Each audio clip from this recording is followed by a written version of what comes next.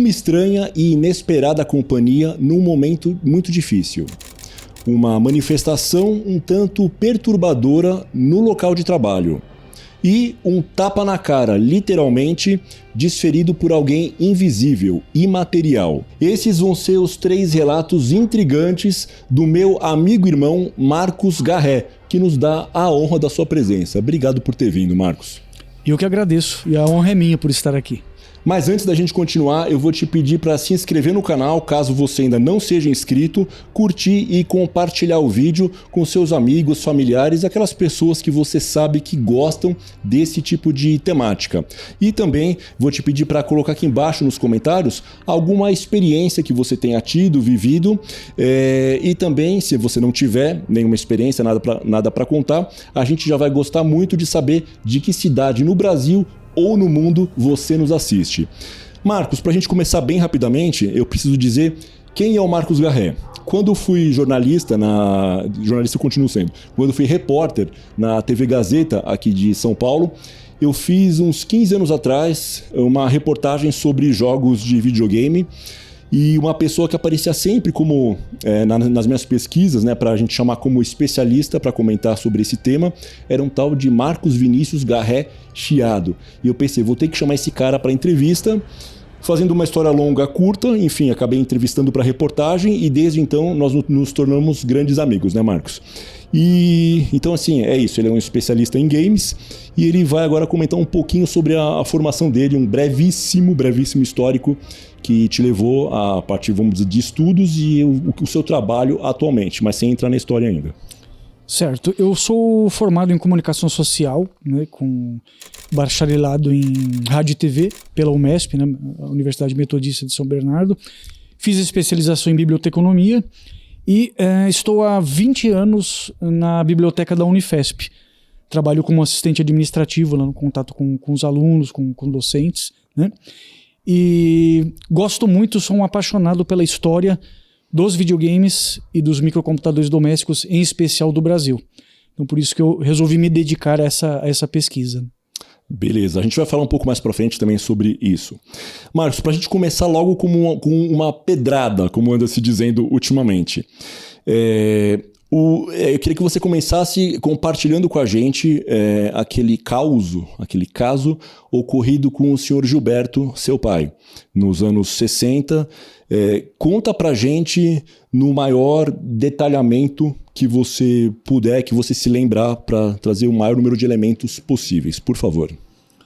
O meu pai, o senhor Gilberto, né, como você disse, ele era uma pessoa cética, um tanto São Tomé, porém não era ateu. Ele acreditava em Deus, né? Ele teve formação católica, cristã. E esse fato aconteceu, em realidade, nos anos 50. Ah, 50. Nos anos 50, época em que ele era casado com uma primeira esposa, a Dona Dirce, que é mãe dos meus meios irmãos, né? Uhum. Então isso aconteceu nos anos 50, numa residência térrea que ficava, ou melhor dizendo que fica, porque ela existe ainda, no bairro Jardim da Glória, aqui em São Paulo. Próximo à Aclimação, à Vila Mariana. Cambuci, por aqueles lados. Por ali, Então foi uma casa que o meu pai construiu. Ele não construiu ele fisicamente, ele supervisionou a construção. E é uma casa que não tinha, aparentemente, nada demais. Uma casa térrea, tinha 2 ou 3 quartos. Ninguém morou na casa antes, não, por exemplo. Era uma casa absolutamente nova, né, num terreno que foi adquirido. E moravam então o meu pai, né, e a Dona Dirce, a primeira esposa dele, como eu disse. Num determinado dia, eu não vou saber dizer para você o ano exatamente ou mesmo, mas foi na década de 50. Eles estavam num outro cômodo, na cozinha, provavelmente no quarto, e escutaram um grande barulho vindo da sala. Eles o casal. Eles o casal. O seu Gilberto e a Dona Dirce. Eles o casal. Um grande barulho e prontamente eles foram correndo se dirigir à cozinha para ver o que havia acontecido. Ou a sala, também não tenho certeza. Infelizmente os envolvidos já faleceram, né? E o que aconteceu? Um móvel, tipo uma cristaleira, ela caiu, como se diz? Você me contou que ela tinha quebrado acho que os pés dela e ela meio que implodiu na vertical implodiu, sobre o próprio lugar onde ela estava. É a palavra que eu estava buscando. Ela implodiu sobre os próprios pés. Caiu E assim, do nada... Não chegou a tombar? Não chegou a tombar. Tá. Ela caiu sobre os próprios pés e ficou. Mas teve algumas perdas ali? Algumas perdas, sim, né? Alguns pratos ou bules ou coisas que quebraram e tal. Tudo bem. Né? Deve ter vindo com defeito, então os pezinhos estavam fracos, alguma coisa assim. Ficou. Né? Passou. E tudo bem, vida que segue, né? Passaram alguns dias. Num outro dia, mas mais ou menos próximo da data, né, do primeiro ocorrido, eles escutaram novamente um barulho. Né? Forte, de quebrar. Forte. Também um barulho na sala. Também eles não estavam na sala e foram lá observar o que aconteceu. O Marandela, né, uma espécie de um lúcio, o Marandela tinha caído. Do nada. Uma coisa que fica fixa no teto. Né? Eu acho que talvez seja plafond, então, porque a arandela é de parede, era de teto. Teto. Era uma luz de teto, mas que não era um lustre. Não. Deve ser um plafond, imagino que. Então, que se não for isso, escreva aqui embaixo. E aí ele olhou aquilo e falou, pô, mas como assim, né? Um negócio que fica preso, fixo no teto, caiu. Tudo bem. Aí ele fixou novamente e tal. Saíram de lá, estavam fazendo outras coisas. Daqui a pouco, plá, de novo. Quanto tempo depois? Eu não sei dizer, mas não muito tempo depois. Não no mesmo dia, provavelmente? Não, no mesmo dia. No mesmo dia? No mesmo dia. Algum tempo depois.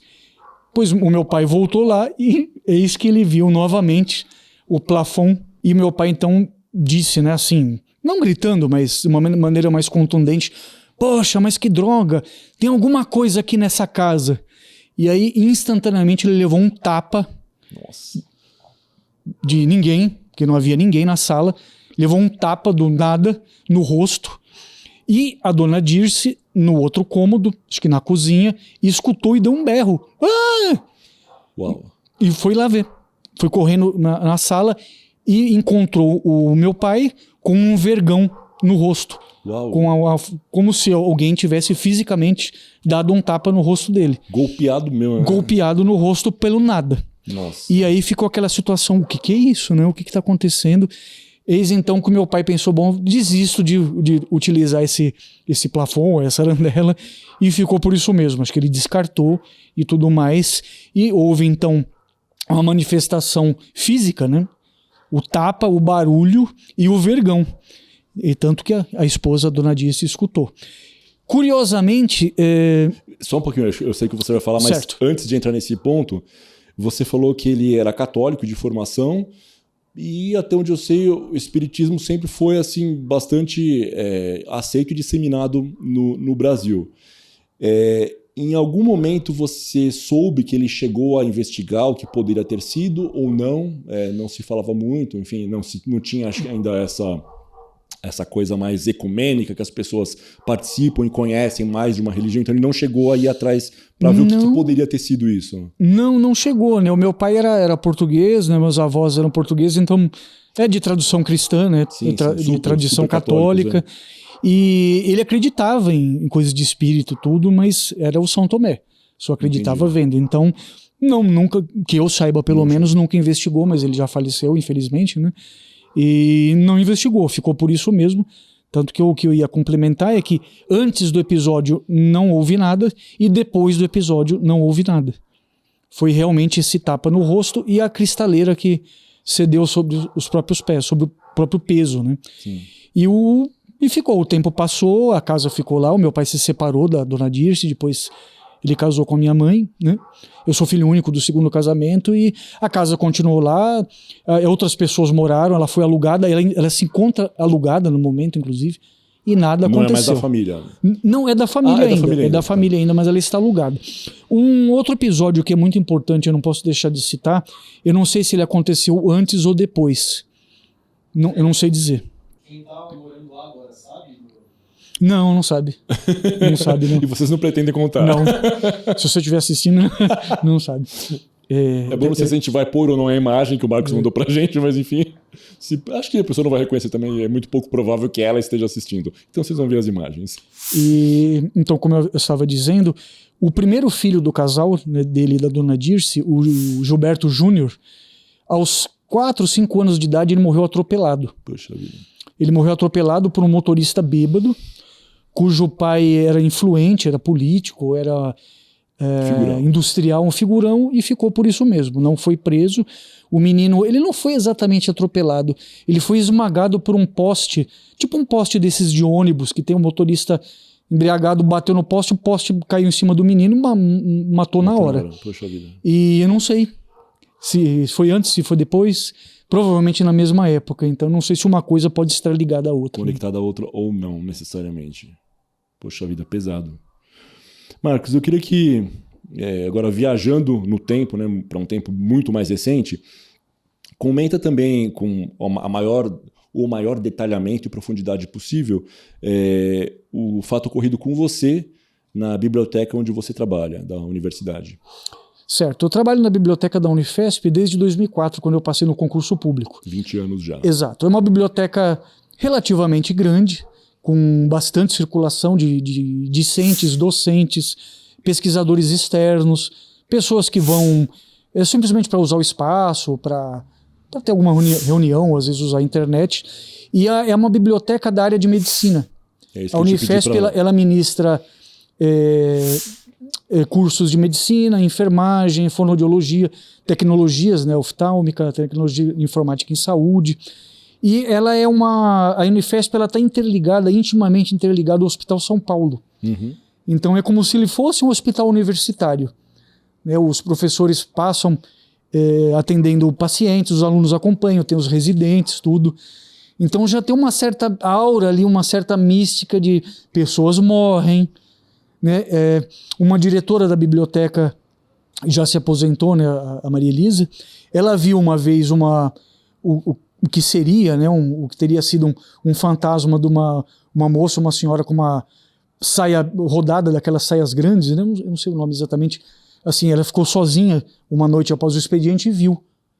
A pessoa passar, já estava fechada a biblioteca. E tem ideia de que horário que foi isso? Deve ter sido umas 9 da noite, 9h30, né? A biblioteca já estava fechada. E Ou seja, não tinha mais público, não nem tinha mais funcionários, público, nem ninguém que ela pudesse conhecer. Tinha eventualmente o vigia, né, o controlador de acesso que ficava. E era uma pessoa vestida não de acordo com o período. Com a época, de outra época. Olha que interessante. Mas então, aí direcionando aqui o que aconteceu comigo, né? Sim. Eu sempre entrei muito cedo para trabalhar, às 7 horas da manhã. E tinha um bibliotecário, eu não sou bibliotecário, né? Eu trabalho em biblioteca, mas eu sou assistente de administração. A gente competia, entre aspas, para ver quem chegava mais cedo. Uhum. O Reinaldo, né? Ora era o Reinaldo, ora eu. Chegava às 6 e pouco, às vezes 1 hora antes de abrir, a gente já estava lá. Tudo bem. Eu cheguei, né? Me sentei ali, acendi as luzes e tal, me sentei na minha posição de trabalho, estava lá vendo e-mails e coisas assim, e de repente eu escuto o som de uma cadeira rangendo no subsolo, como se alguém tivesse arrastado a cadeira. A cadeira normal da biblioteca. Sim. E aí eu falei, ô Reinaldo, tudo bem? Já cheguei, tô aqui e tal, né? Tudo bem. Às vezes ele ligava os computadores primeiro, às vezes eu ligava. Vocês não ficavam na mesma sala, necessariamente? Não ficávamos. Então era só... Vocês comunicavam por grito de vez em quando? Não ficávamos no mesmo ambiente, vamos dizer assim. Ele ficava no subsolo, às vezes ele subia para conversar. E aí eu tô lá no meu computador, daqui a pouco eu escuto a chave. Nós tínhamos a chave, né? A chave entra o Reinaldo. Ou seja, não havia ninguém no subsolo. Porque, embora ele chegasse cedo, ele não acendia as luzes. Uhum. Eu que acendi ele, né? Do lado. Ele ficava no escuro mesmo. E aí, ou seja, quem arrastou essa cadeira? Sendo que não tinha ninguém no prédio além de você nesse Não havia horário. Ninguém no prédio, as janelas fechadas, um barulho bem... Ecoava, né? Grande. E próximo, as pessoas eventualmente próximo, verão fotos, né, que eu mandei. E outros casos, né, de barulhos que outras pessoas ouviam, vultos, né, o famoso o fenômeno do shadow people, né, como você vê alguma coisa no seu canto de olho. E o caso da diretora, que viu uma senhora de saia, não sei se é saia rodada que se fala, né, aquele saião. Sim. De uma outra época. Quase que deslizando assim, sendo que não havia ninguém no horário e coisas assim. Tem casos, né, de pessoas que ali na região do hospital tudo vem, fantasmas, tem vários casos assim. Né? É um lugar tão conhecido por essa, vamos dizer, por essa atividade paranormal, assim, Sim. Algo que... E como você disse, né, muitos hospitais, não só aqui, esses centros de formação, de pesquisa, até o pessoal da USP mesmo, do Hospital das Clínicas, comenta, né, que tem aquela coisa com o cemitério que fica logo em frente. É algo comum que exista esse tipo de atividade, né? Muitas vezes a pessoa ela desencarna ali, não sabe que morreu, tem todas Sim. essas questões, né? Mas o fato é que a biblioteca é assombrada, ponto. E isso os funcionários têm como certo e vida que segue. No momento, a biblioteca, o prédio mesmo, ela está em reforma. Nós estamos num outro local. Esse outro local já também há casos de sentir calafrio, ou então a pessoa se sente observada. Comigo nunca aconteceu nada. Muitas vezes eu chego e não tem ninguém também. Mas enfim, também é eventualmente assombrado. Eu ia falar muito bom, muito interessante. E antes da gente continuar aqui com o terceiro caso que ele vai compartilhar com a gente, e que tem um bônus também, você vai ficar para ver esse bônus, eu quero te lembrar, humildemente, peço que você se inscreva no canal, caso ainda não for inscrito, Mistérios do Desconhecido, que é esse canal que você está assistindo. Curte esse vídeo, se ainda não tiver curtido, esse é o momento para você curtir enquanto eu vou falando. E compartilha com seus amigos, familiares, as pessoas que você sabe que gostam desse tipo de temática, ou até que você acha que podem aí ter uma cabeça um pouco mais aberta, né, e estar disposta a conhecer alguma outra realidade fora do, vamos dizer, do senso comum dela. E conta pra gente aqui nos comentários se você já teve alguma experiência do tipo, alguma experiência, uma EQM, uma experiência fora do corpo, algum avistamento de OVNI, enfim, qualquer uma dessas temáticas que você entenda que se encaixe no tema do nosso canal, Mistérios do Desconhecido. Criptídeos, né? Criptídeos, se você não sabe o que é isso, pesquise e não durma essa noite. E diga aqui também pra gente, caso você tenha uma vida mais normal do que paranormal, coloca aqui pra gente nos comentários de que cidade no Brasil ou no mundo você assiste a gente. Então agora sim a gente pode continuar. Eu esperar a moto terminar de passar. Aí agora sim. Marcos, nesse último relato, o Marcos estava em Curitiba para um evento sobre ufologia, né? Acho que foram alguns dias. Conta, enfim, o que foi esse evento, com quem você foi e o que de pesado, né? Eu até te agradeço, né, pela confiança aí da nossa amizade, né, de você compartilhar esse momento, né, que acho que é uma das maiores dores, né, enfim, que uma pessoa pode passar na vida, e inclusive teve algo aí, algo, eu não vou falar nada, eu vou deixar ele contar para vocês, que melhor do que eu, ele vai contar pra gente, vai compartilhar no maior detalhamento possível também, por favor, Marcos. Eu sempre gostei de ufologia, desde criança, nos anos 70, revista Planeta, né, depois a revista UFO. Editora 3 era, né? Isso, eu adorava assistir ao Carl Sagan em Cosmos, embora não tenha nada a ver com ufologia, mas eu sempre adorei o espaço, essas coisas. E também por causa da minha mãe. Minha mãe adorava também essas coisas. Uma grande influência, de repente, também para você. Sim, né? A minha mãe, ela tinha conhecimentos espíritas, né? Fazia parte da formação dela, vamos dizer, não é intelectual não, teológica, vamos dizer assim, né, da criação do mundo, enfim. Né? Ela gostava muito, ela lia tarô. Olha só. Ela fez curso, ela lia tarô, radiestesia, aquelas coisas todas, cromoterapia. Parapsicologia, adorava tudo relacionado. Olha que bacana. Adorava, sempre gostou muito e realmente foi uma influência. Né? Interessante, né? O meu pai, São Tomé, o católico tradicional ortodoxo, né? E ela totalmente aberta. Mas não desacreditava, sim, né? sim.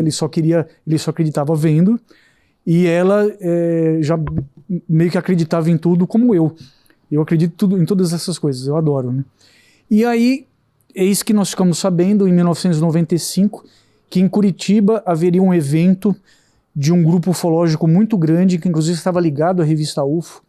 Eu não me lembro do nome desse grupo, era CR alguma coisa, eu não me lembro, sinceramente. Revista UFO já era tocada pelo Gevaerd. Sim, isso, grande Gevaerd, saudoso Gevaerd. Né, tinha também no corpo editorial o Marco Antônio Petit, o Claudeir Covo, que é um ufólogo que eu conheci pessoalmente, o Marco Antônio também, e o Gevaerd também, eram pessoas muito bacanas, né?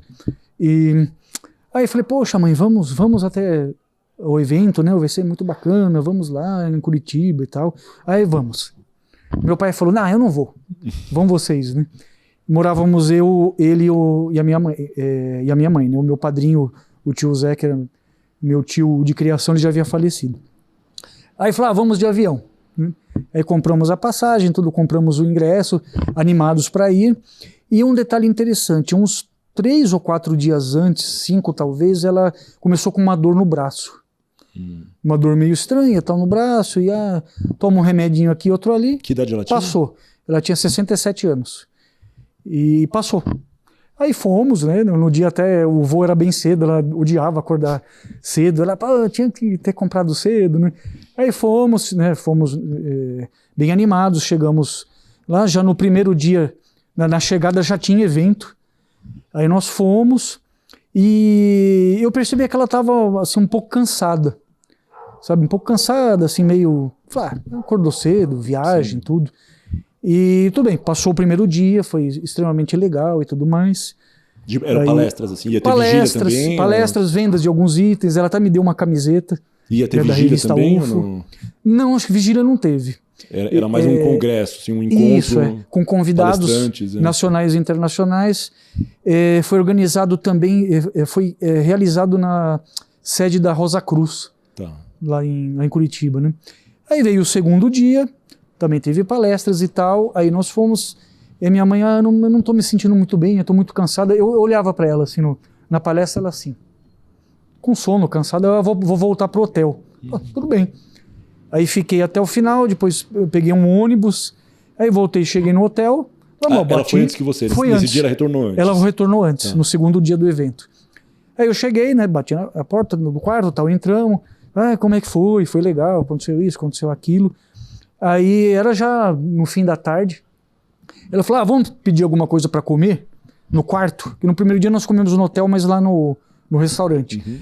Aí pedimos, e eu me lembro que eu queria assistir a um filme, o Morro dos Ventos Uivantes, né, baseado na obra da Emily Brontë, né, Brontë, não sei como se pronuncia. E aí a comida chegou, né, eu abri, ela deixou lá também, eu estava assistindo, comecei a comer, ela vou ao banheiro. E aí ela entrou no banheiro, eu assistindo ao filme, comendo, eu sou super desligado, ainda mais naquela época, eu tinha 21, 22 anos, uma coisa assim, eu tô com 51 agora. Né? 31, novinho de tudo, né? Eu percebi que ela não saía do banheiro, não saía, deixei ali o prato de lado, levantei, fui até o banheiro, chamei, nada. Bati, nada. Chamei, nada. A hora que eu abri a porta, eu vejo a minha mãe desfigurada, sentada no vaso sanitário, morta. Babando assim, toda desfigurada. Eu olhei para aquilo e falei, o que está acontecendo? Demorou para cair para eu entender o que estava acontecendo, a gravidade do que estava acontecendo. Eu chacoalhei ela, né? Falei, mãe, não sei o quê. Nada. Aí corri, peguei o interfone lá do hotel, liguei para recepção. Falei, minha mãe tá passando mal, por favor, mandem uma ambulância, alguma coisa. E chegou rápido até. Não demorou, não. Só que aí eles a puseram na cama, e aí o paramédico pegou a lanterninha, pôs no olho. Eu falando assim na minha ingenuidade, vocês não vão usar aquele aparelho que dá choque? Aí o moço falou, não, sinto muito, ela faleceu, já não tem mais o que nós fazermos. Aí assim, um negócio, como se baixasse uma cortina, não sabia o que fazer, tava sozinho lá. Acho que literalmente some o chão, né? Sim, é algo bastante forte. Muito novo, era muito imaturo, né? Muito bobinho. Eu e minha mãe éramos inocente, né? Então, era super protetora. Eu nasci já tardiamente na vida deles, né? Quando eu nasci, meu pai tinha 46 anos e ela já tinha 45. Então, e era unha e carne, assim, eu lembro, assim, eu espirrava, ela vinha com um vidrinho de Resprim pra eu tomar, assim, era super protetora, sim. Era quase super como uma mimado, avó, né? Era quase que eu fui criado por avós. Aí o meu pai tinha até um quê de avô, mas a minha mãe não, ela já era bem, apesar da idade, ela era jovial, era bem pra frente, o meu pai já mais conservador e tudo, eram bem, assim, o exemplo dos opostos que se atraem. Né? Puxa um pouquinho só o microfone pra cima, Marcos. Assim? Mais um pouco. Assim? Isso, acho que foi. Ficou melhor? Beleza. Nosso diretor que hoje não quer falar, ele só fez sinal. Você vê esse microfone. Os opostos que se atraem, exatamente, né? Exatamente. E aí, o que eu fiz? Eu, assim, na minha ingenuidade e inocência, eu falei, eu não vou ligar pro meu pai. Eu vou ligar pro meu irmão. Sim. Um dos meus meios irmãos, o Maurício, que é o irmão mais novo, que jogava Atari comigo quando era criança. Eu tinha tenho ainda, né, proximidade para com ele. Aí eu telefonei e falei, Maurício, a minha mãe morreu. Ele, como assim? Assim, ela estava bem, né? Sim. E aí eu pus o paramédico para falar com ele, ele falou, realmente, a senhora que faleceu e tal. Aí ele falou, eu vou pegar o carro agora e vou para aí me acudir, né? E aí os paramédicos enrolaram minha mãe completamente como chama? Numa roupa de cama lá no lençol e foram embora. Aí fiquei eu sentado, o corpo enrolado do meu lado na cama, e eu chorando, sem saber muito o que fazer. Liguei para um outro amigo meu, o Valtinho, liguei para o Eduardo Louso, amigo meu também, na hora do aperto. Sim, sim. E aí depois tocou, né, bateu a porta, e o pessoal do IML, o paramédico me explicou, olha, como ela faleceu aqui, ela precisa ser feita uma autópsia. Eu não posso simplesmente assinar, eu não sei o que ela teve. Provavelmente foi um infarto, um AVC. Pelos sintomas, você deve ter comentado com eles. E né? aí eu fiquei esperando, e aí veio o IML, bateram a porta, né? Pegaram o corpo, tudo. E aí junto com eles vieram 2 moças ali da limpeza, né? Falaram, sinto muito, né? Me consolaram e tal. Aí foi embora, bateu a porta, eu fiquei lá sozinho. Sentado sem saber o que fazer, né? A comida lá... O prato com comida sem comer tudo. Obviamente não tinha o menor clima mais pra televisão, nada, né? Assim, meio sem saber o que fazer mesmo. E aí tô lá, né, assim, inerte, sem saber o que fazer, e escuto na porta. Falei, caramba. Levantei, abri a porta, um rapaz de eu tinha 21, 22 anos, ele devia ter uns 30, 35 mais ou menos. Oi, tudo bem? Eu sou o fulano, não lembro o nome dele. Sua mãe faleceu, né? Eu soube que a sua mãe faleceu. Eu vim aqui ficar com você. Posso passar a noite aqui com você? Eu vim aqui, né, te fazer companhia e tal. Eu sou espírita. Eu posso entrar? Pode, né? Aí ele entrou, tal, aí nos sentamos. Eu chorando, ele falou, pode chorar tranquilo. Tô aqui para ficar com você. Ela não está mais aqui, ela já foi. Ele trouxe uma palavra de conforto. Assim, né? Pessoa que eu nunca vi na vida. E aí ele falou, então vamos dormir, então. Ele falou, não, vamos dormir, já aí se quiser conversar comigo, conversa, se quiser chorar, pode chorar, né? E se deitou lá comigo, uma pessoa que eu nunca vi na vida. Então, não, aí chorei um pouco, acho que devo ter pego no sono. Aí esse que de manhã, de novo, bate a porta, abri, era o meu irmão. Era o meu irmão e a esposa na época, ele tinha uma esposa francesa, né, na época, ele se separou depois. E aí eles entraram, me abraçou, né, eu tava chorando e não sei o quê, e aquela comoção. E é isso que eu vejo o rapaz, do qual eu não lembro o nome, ele se levanta, né, meio que assim como ele chegou, ele foi embora. Ele saiu, mas assim, ele cruzou com eles, com o meu irmão, com a minha... Chegou a falar alguma coisa com você ou não quis então atrapalhar não, você? Não, ele falou, não, eu vou embora, tal, não sei o quê. Aí foi embora e meu irmão, vou ver a coisa do enterro e não sei o que lá, não sei o que lá. Bom, resumo da ópera, depois de todo esse tempo. Nem o meu irmão, nem minha esposa se lembram dessa pessoa. E é certo que eles se encontraram, né? Era um ambiente como esse aqui, pequeno, não maior do que isso. Um quarto de hotel pequeno, porque era um hotel barato, né, vamos dizer. E eles se viram e eles não se lembram dessa pessoa, eles não viram essa pessoa.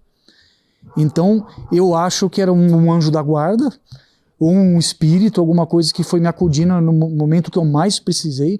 Como você disse, a perda da minha mãe foi a coisa mais dolorosa que eu já senti, né? Uma coisa que eu ainda sinto que eu não superei completamente. Eu tenho meus problemas, as minhas questões. E uma pessoa assim um espírito, uma pessoa assim que nunca me viu na vida, foi lá e me pegou no colo, né? Sim, deu um amparo, né, Marcelo? Como a figura do amparador, realmente. É um anjo, né, que me pegou no colo e assim, no momento que eu mais precisei, não me deixaram na mão, sabe? O Papai do Céu me carregou no colo. E como eu digo, eu espero que um dia eu possa fazer algo semelhante com alguém. Sabe? Porque foi o maior presente que eu já ganhei nessa vida, de um absoluto desconhecido, que apareceu e sumiu, assim como apareceu. Nunca mais vi, não sei quem é, mas deixou uma marca aqui no coração muito grande. Espero que eu possa fazer algo assim por alguém um dia, né? Porque que nobre pensar, né, dessa forma, que retribuir para alguém que esteja passando, né, ou que vá, enfim, acabar passando por essa mesma dor, não deixar desamparado, né? Senão... E ele falar, né, olha, ela não está mais aqui, eu sou espírita, ela não está mais aqui, ela já foi. Tá tudo certo, pode ficar tranquilo. Não sei se era verdade ou se ele falou só para me confortar, mas também mentir para quê, né? E ela, de repente, assim, só fazendo um exercício aqui, como você falou, ela era ligada nessas coisas, né? Então, Sim. de repente, era, vamos dizer, algum amigo espiritual dela, de repente, né? Assim, que, sabendo, né? Enfim, pela proximidade, ele provavelmente sabia que ela ia desencarnar naqueles dias, naquela noite. A gente viu com a nossa convidada no episódio A Liliane, né? A Liliane Moura, ela falou Então, um exatamente detalhe, disso. Big, se o meu pai tivesse visto o que eu vi, ele teria falecido junto. Porque foi uma cena horrenda. Eu acho que a dor, né, que a pessoa sente. Foi um infarto fulminante. Depois veio a autópsia, foi um infarto fulminante do miocárdio, né? E também ela estava com um princípio, não sei se princípio, mas aquela doença do pulmão. Enfisema? Enfisema pulmonar, porque ela fumava de 3 a 4 maços de Hollywood por dia. Uau. E tirava o filtro porque ela falava que ela tinha alergia. Ou seja, era sem filtro, né? E aí o meu irmão do meio, o Marcelo, ele foi contar pro meu pai, deu um calmante para ele. Preparar o terreno. Preparou até que falou. E olha que interessante. Agora, assim, aí o tempo passou, né? Ficamos eu e meu pai, nós voltamos de Curitiba. É isso que eu ia te falar. Agora é o bônus. Então finaliza então como foi os finalmente aí da questão toda, a chegada a São Paulo. O meu irmão viu toda essa parte, né, burocrática, e o corpo foi de van, né? Uma besta até São Paulo, não foi de avião. Aí teve, né, o enterro lá. Besta é um veículo utilitário. Para quem é mais novinho que não vai reconhecer isso, quando começaram a vir os carros depois da liberação do Collor, que é anos 90, começo dos anos 90, vieram alguns carros que eram, enfim, foram usados como lotações, peruas, então era um carro além da Kombi, né? Que a Kombi já estava perdendo espaço para esse tipo de veículo. E aí, né, os dias foram passando, e aí que, usando aquela expressão que cai a ficha, né, da ausência da pessoa, e o tempo foi passando, e eu nunca vi nada, assim, eu nunca a vi em espírito. Sonhei com ela algumas vezes, mas não sonhei muito, para falar a verdade. E o tempo passou, né? Depois meu pai faleceu depois de 20 anos. Levanta só um pouquinho o microfone, Maurício, por favor. Nesse sentido, assim, Sim. torcer um pouco. Sim. O que você acha, Marcelo? Tá ok? O meu pai ainda viveu 20 anos depois Eu conheci o Sr. da morte Gilberto nessa dela. época que eu falei no começo, que fui gravar com o Marcos. O Marcos não tinha chegado na casa dele ainda lá no Cambuci, e aí o Sr. Gilberto que atendeu a porta. E foi muito... Assim, do jeito dele, ele foi gentil. Ele era meio assim, carrancudo, mas assim, uma pessoa sensacional. E foi difícil, né? Eu tava no último semestre da faculdade, acabei terminando no automático, né? Meio de qualquer jeito. Depois eu abri, com esse irmão Maurício, que foi me acudir lá, eu abri uma locadora de videogames, e o meu pai trabalhou na locadora. Isso nos ajudou muito, porque tirou um pouco daquele peso, daquela coisa de estar em casa. Da minha mãe tinha falecido ali há pouco tempo, né? E acabou não dando certo, nós fechamos, mas... A Zeta Games. Mas serviu para ocupar a nossa mente com outra coisa, né? Então, basicamente foi isso. Foi uma perda muito repentina, né? Assim, uma perda muito difícil, que eu carrego até hoje. E é como uma psicóloga que eu tive diz, né? A morte, assim, nessa forma, ela é como se fosse um abandono. Porque não dá tempo de você se despedir da pessoa. É abrupto, né? É abrupto. Não é esperado, porque era uma pessoa muito ativa, como você falou. Né? Então, aquela dor que ela sentiu no braço já era um indício que ela estava infartando. Mas a gente não deu bola, né? Achou que talvez não fosse nada.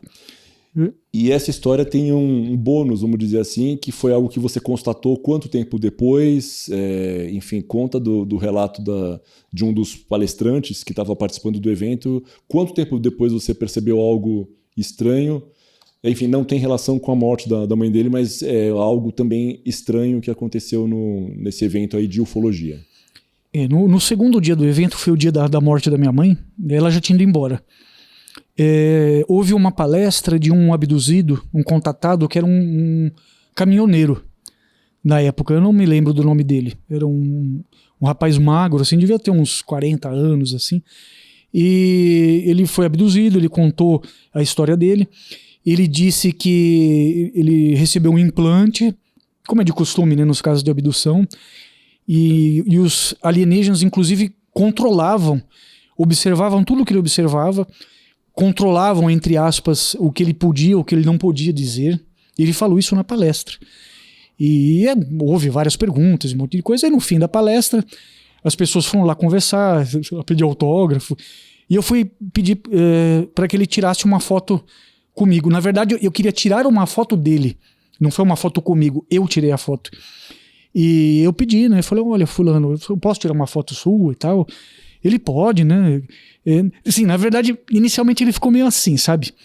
Ele não disse sim ou não. Ele ficou meio assim e tal. Não queria muito, mas não quis dizer não também. Ele falou, não, então pode, vai. Vai, menino, tira, vai. Era um filme de 36 poses, não era uma máquina digital, em 1995 isso aconteceu, né? Era uma máquina de filme 110 ainda, que era uma máquina da Kodak automática, quer dizer, não tinha regulagens complexas, era abrir e bater. E saía tudo bem. Sim, saía tudo bem. Eu bati fotos lá do espaço da Rosa Cruz, fotos do evento, da minha mãe e tudo, e tirei uma foto dele. Aí voltamos para São Paulo, depois eu mandei o filme, revelar o filme, e para minha surpresa, das 36 poses do filme, essa foto dele foi a única que não saiu. Durmam com barulho desse. Por quê? Por quê? E não foi a última foto do rolo. Era a última, porque às vezes a última perdia mesmo, não era, queimava. nem enfim. a primeira, nem a última. E no meio tava. Não, a foto não, como se não existisse. E no lugar do negativo tem alguma coisa ou tá tudo preto? Então, eu não me lembro, mas salvo engano veio preto. Como se a foto não existisse. Muita gente que nunca viu uma. É uma coisa geracional isso. Antigamente, as máquinas fotográficas, você abria a portinha, o compartimento traseiro, eu imagino que essa fosse algo parecido, colocava um filme, que era um tamborzinho assim, puxava a ponta dele, colocava nos dentinhos, encaixava o começo no carretel seguinte, disparava uma foto que provavelmente não ia sair, mas você disparava uma, duas fotos, chapas, né? Assim, os slidezinhos, os espacinhos de cada foto, e a máquina ia rodando. Algumas era manual e algumas tinham uma pilha que acionava uma bateria, uma pilha que acionava o flash e rodava o suficiente para avançar para a posição seguinte. Então vocês já devem ter visto efeitos aí de edição de vídeo ou mesmo de Instagram que simulam essas tecnologias antigas. Então ia avançando até que você todo o rolo do filme passava para o carretel e aí quando terminava ou voltava sozinho, ou vinha um aviso e você voltava na manivelinha ali na mão. Então, como o Marcelo está falando, né, e o Marcos destacou não foi muito nem bem, a primeira nem a última. Não foi nem a primeira e nem a última pose perdida. Foi alguma intermediária que estava nesse intervalo. Saíram todas, menos essa que estava em algum ponto. Será que os alienígenas tinham algum poder realmente de decidir o que saía e o que não saía? Então, de alguma maneira, vamos entender que eles não autorizaram. Muito curioso, Marcos. É curioso realmente, porque... Quanto tempo depois você ligou ou já foi meio que próximo do ocorrido todo? A revelação, você disse? Eu voltei para São Paulo e eu acho que logo eu revelei. E de você ter percebido então que podia ter alguma conexão com o que ele falou que não seria... Como eu peguei, veio do laboratório, comecei a ver, falei, mas cadê a foto do fulano? Não lembro o nome. Muito estranho, né?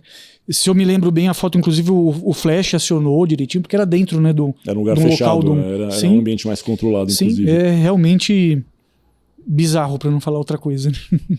Ô Marcos, para um começo de encerramento aqui, de que forma que você... Aliás, que balanço que você faz dessas vivências todas? Não apenas as contadas, como as que aconteceram com você, que você compartilhou aqui com a gente muito generosamente.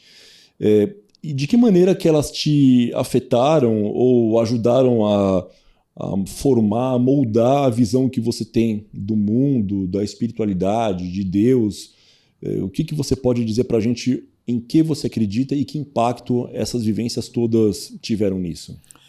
Eu acredito que algo existe e esse algo está muito além do que nós conseguimos conceber com a nossa mente humana. Ou compreender. E algo que as religiões falham em tentar prever ou descrever. Elas seriam tentativas muito bem intencionadas, obviamente, sempre.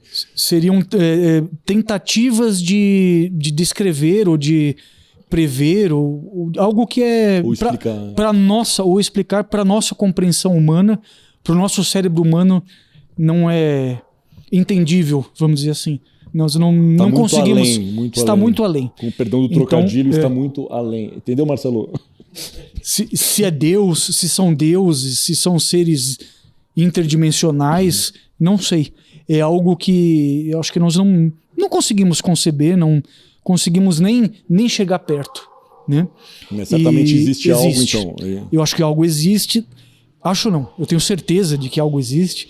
Eu acredito que nada é por acaso, né? Tem a famosa palavrinha sincronicidade, é uma coisa que acontece bastante também. Então nada é por acaso. Eu acho que essa nossa vida na Terra é um teatro, é um palco. Nós estamos desempenhando papéis em várias vidas. Eu acho que, né, se a natureza é uma coisa que se renova, por que a vida não se renova também? Né? Por que a reencarnação talvez não existe? Alguma coisa semelhante à reencarnação não possa existir, né? É curioso que algumas religiões, vamos dizer aí, judaico-cristãs, elas... Enfim, a parte do judaísmo tem alguma coisa... O judaísmo, ele contempla a reencarnação. Mas o cristianismo não. Mas religiões orientais, né, assim, essas religiões China, Japão, na Índia mesmo, é tratado com uma certa naturalidade nessa questão de reencarnação, por exemplo, né, e de muitas vidas. E a gente aqui no Brasil, aqui nós temos a tradição cristã muito forte, então acho que talvez por isso, para a nossa sociedade, seja um pouco mais... Não difícil, né? Assim, mas um tabu, né? Exatamente, é um tabu porque dependendo da linha, né, enfim, que se siga, é algo que você não pode nem falar a respeito disso, né? Assim, que soa quase como uma ofensa, né, a crença, vamos dizer, majoritária estabelecida. Eu também acredito que, como eu disse, né, tudo tem o seu motivo. Teve uma época em que eu estava com melancolia, né? Talvez não depressão, mas também ocasionado pela morte da minha mãe e tudo, que eu pensava, puxa, né, eu tive uma criação, uma infância tão bacana, tão especial, não só com bens materiais, mas com muito amor de parentes, e as pessoas me deixaram muito cedo. Em virtude também da diferença de idade minha e dos meus pais e tios e avós, as pessoas foram muito cedo. O seu núcleo familiar original, infelizmente, se desfez. E eu assim, teve um episódio, né, que eu tava com, não sei se infecção de garganta, eu tava com febre, alguma coisa, e eu me sentei no sofá em casa, e eu pensei assim, não, isso não é justo. Tenho vários amigos que têm avós ainda, nem só tem pais como tem avós, eu não tenho mais ninguém, isso não é justo, e eu fiquei paralisado, eu não conseguia me mexer. Poxa. E aí eu procurei ajuda. Obviamente isso é uma coisa egoísta da minha parte, é uma coisa injusta, porque eu não estou sozinho. Eu tenho família, eu tenho minha esposa, eu tenho minha filha, né? Tem a nossa cachorrinha lá em casa, a Ellie. Tenho muitos amigos, tenho irmãos, né? Escolhidos, né? Amigos, então irmãos eu não escolhidos. estou sozinho. Mas ficou essa sensação. E demorou um pouco para eu, com terapia e tudo, para aceitar que não, isso é uma besteira, as coisas são do jeito que elas têm que ser.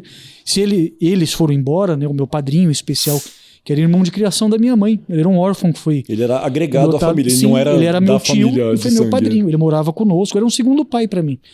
Né? Então, se eles se foram cedo, é porque a missão deles foi cumprida. Sim. Não cabe a mim ficar, ai, que puxa, que injusto. Não. Quanta gente, eu tenho um amigo que ficou órfão aos 5 anos de idade. Então, assim, as coisas acontecem porque elas têm que acontecer.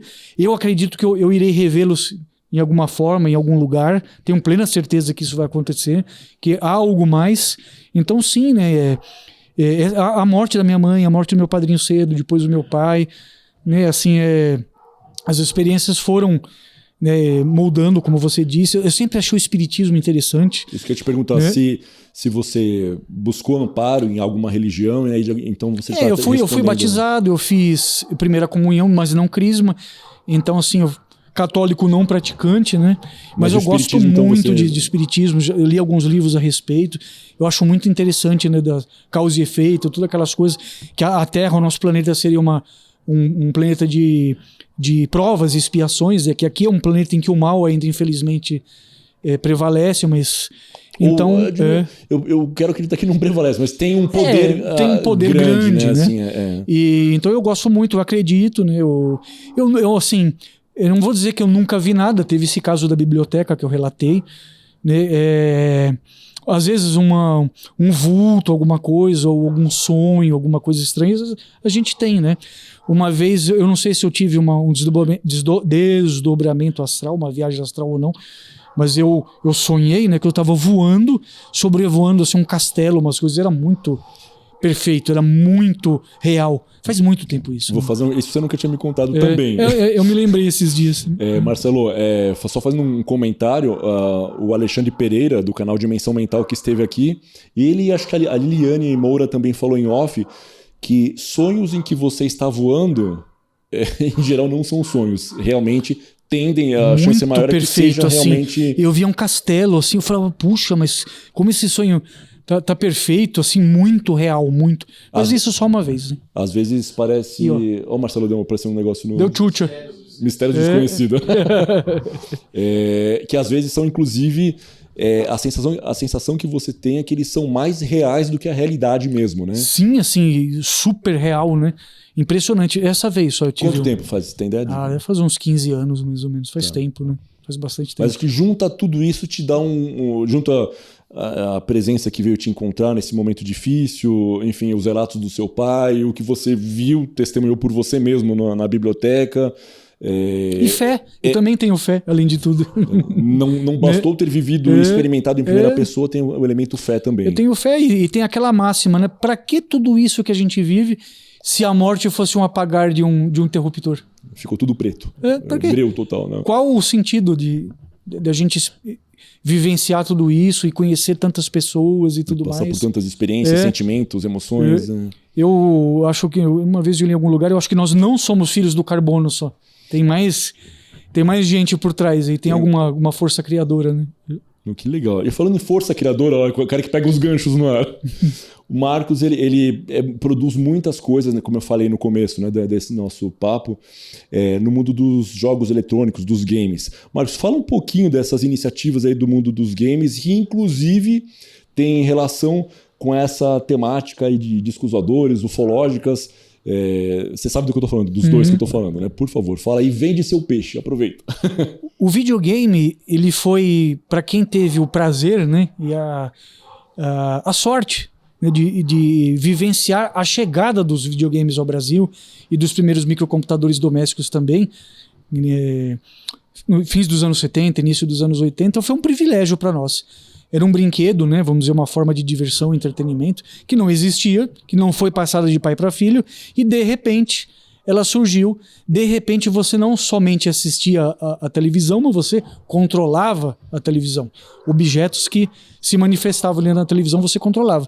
Então foi uma coisa muito marcante, para mim em especial, né? Eu tive um telejogo, depois eu tive o Odyssey, o Atari, computadores. E você falando aqui agora, só antes de você entrar no... essa vivência que você teve com esse novo brinquedo, esse novo eletrodoméstico, como você costuma, né, sempre colocar aí, que é uma coisa, é outra, eles te mantêm ligados a esse passado feliz da sua infância que você falou agora há pouco. É uma espécie de conexão, né? É uma continuidade, a perenidade desse momento que você viveu, né? Eu estava pensando aqui agora enquanto você falava. Ele é até uma nostalgia até um tanto prejudicial às vezes, como eu relatei o caso aí que eu fiquei paralisado, né? Então é uma coisa que me motiva muito, né? Eu gosto muito do tema, mas algumas vezes eu exagero, né? Mas fala então dessas produções aí, relançamentos que você fez. Então, ele tem uma soft house que chama? Isso, enfim, explica o que é rapidamente esse conceito e quais são esses produtos que você tem. Muitas décadas depois, né? Eu tive uma locadora de videogames, né? Entre 1996 e 1999, mas a partir de 2004 eu criei uma revista eletrônica, a primeira Jogos 80, ela era eletrônica, e depois a partir de 2017 ela virou também impressa, que justamente é sobre videogames antigos, computadores antigos, sobre tudo isso. Depois eu escrevi livros, né, eu fiz documentários, inclusive um deles com você e um outro com a sua ajuda também. E em 2018, com um amigo de Portugal, o Felipe Veiga, nós criamos uma soft house, né, como se dizia na época, que é uma iniciativa em que a gente relança jogos clássicos, né, para esses computadores antigos, para esses videogames antigos, nas mídias da época, então em fita cassete, em disquete, em CD-ROM, e também jogos novos que são feitos hoje para essas máquinas antigas. Tem isso também. E fala então os dois jogos quais são? Em especial, dois jogos que... o primeiro foi baseado num curta-metragem que eu fiz, né, em Super 8, inclusive, de nome Holocausto Alienígena. Então, primeiro um jogo feito pelo nosso grande amigo, o Fernando Cabelo Salvio. Ele fez um jogo para o Atari, né, de nome Holocausto Alienígena, baseado no curta-metragem. E depois, um ano depois, ele fez a continuação, Holocausto Alienígena 2, Invasão da Terra. E foi um jogo premiado na BGS, né, na Brasil Game Show, como o melhor jogo independente da feira. Um jogo de Atari. Bem Veja legal. só. Né? E curiosamente, esse Fernando Salvio, né, que é o cara que, vamos dizer, programou esse jogo pro Atari, videogame Atari, ele é o ator que faz o personagem nesse filme que ele gravou há tantos anos atrás. É muito legal essas conexões, né? E tem a parte 1 e 2, né? Isso, tem a parte 1 e 2 e além de jogos nós também editamos outras revistas e livros também e os documentários. E né? tem o relançamento de um jogo, um clássico, de um evento ufológico da maior importância que o Edson Boaventura falou com uma certa profundidade a respeito dele, que é o Incidente em Varginha. Né? É um jogo clássico brasileiro, considerado o primeiro first person shooter, né? O primeiro jogo de tiro em primeira pessoa brasileiro em primeira pessoa, que foi lançado em 1998 pela Perceptum Informática. Né? E relançado. Nós relançamos ano passado, acho que foi na BGS do ano passado, e na mídia original, né, em CD-ROM direitinho, né, com a anuência e a participação dos criadores, né, o Odair Gaspar e o Marcos Cusiol, e fez um baita sucesso. É um jogo que ficou no imaginário das pessoas, porque era um jogo que na época ele não teve muitas cópias produzidas, não era tão fácil de encontrar, ele teve problemas de distribuição, então ficou no imaginário. E nós relançamos, as pessoas gostaram bastante, né? Inclusive estamos fazendo uma versão remasterizada que vai ser apresentada na BGS desse ano. Ou seja, vem novidade por aí. E tem uma novidade, uma super novidade que nem você está sabendo. Olha só, então vou saber com vocês. Nós fomos convidados pela prefeitura da cidade de Varginha, Uau. Lá por um centro cultural, um museu lá de Varginha, a apresentar esse relançamento lá com a nossa presença. Então, tenho certeza que será espetacular, né? De novo, né? Uma coisa, eu adoro ufologia,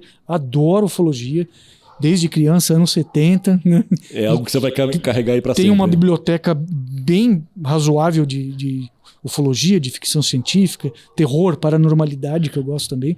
Então, juntou a fome à vontade de comer, né?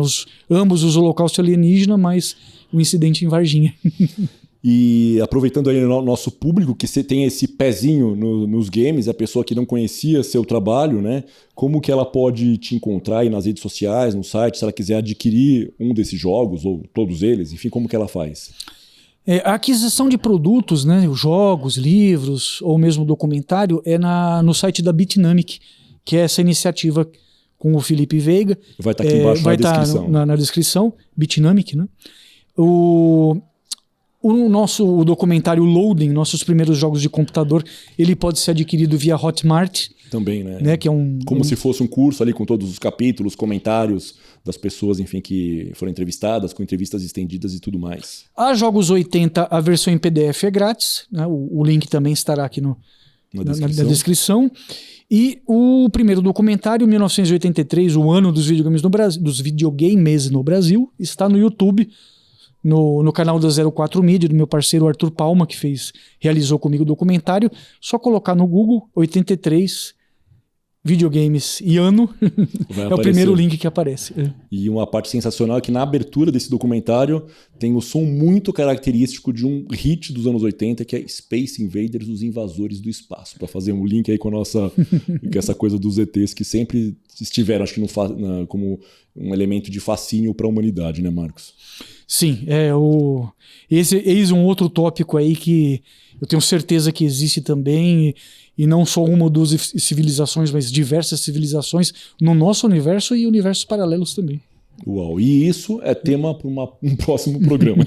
Marcos, eu quero te agradecer demais pela generosidade de compartilhar vivências tão íntimas da sua vida, que eu que conheço ele nós estamos caminhando para o 16º ano de amizade, coisas que eu não sabia, ele nunca tinha comentado para mim, e estivemos juntos no último final de semana, e aí que ele comentou a respeito disso, eu falei, você precisa dar uma entrevista pra gente, para relatar esses causos, e veio até com alguns bônus que a gente nem tinha falado aquele dia.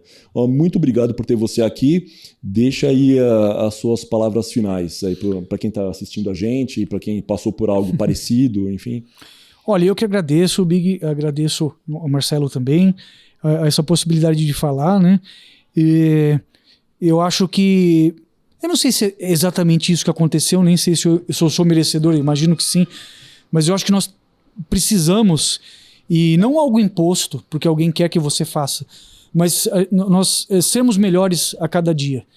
E tentar no nosso coração mesmo, no nosso íntimo, não desejar mal às pessoas, não invejar, porque muitas vezes a gente, externamente, não somos assim, mas às vezes no íntimo vem um sentimento. Sim, não né? Puxa tapete. Né? Tentar afastar esse sentimento. Nós somos humanos, nós erramos, nós pecamos, acho que também por isso que nós estamos aqui. Né? Tentar ser uma pessoa melhor a cada dia, tentar afastar esses sentimentos ruins, que acho que só trazem negatividade, né?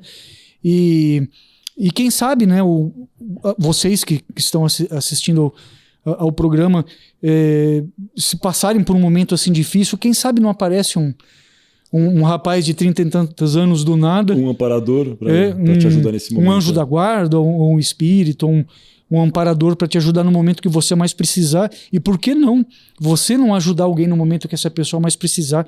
Como eu espero que eu faça ainda um dia. Não sei se eu já fiz isso por alguém, mas uma vez só nunca é demais. Por que não mais vezes? Né? Tomara que eu possa ajudar alguém como eu fui ajudado. E é isso, não se desesperem. Né? A máxima de que amanhã é outro dia é verdade, amanhã é outro dia. O tempo, ele ameniza realmente a nossa dor, né? Ela nunca vai embora, mas ameniza. Fica uma saudade, né? Fica uma saudade saudável, vamos dizer assim, né? Obrigado, Bim. Obrigado você, Marcos. É isso, pessoal. Então, se você acompanhou a gente até aqui, deixa aqui embaixo nos comentários filme fotográfico, para ficar registrado de maneira indelével aí. Deixa aqui nos comentários, então. Compartilha com os seus amigos, familiares e pessoas que você sabe que gostam dessa temática, enfim, que vão poder, de alguma maneira, ser beneficiados com esse tipo de conteúdo. E aproveita também, se inscreve no canal.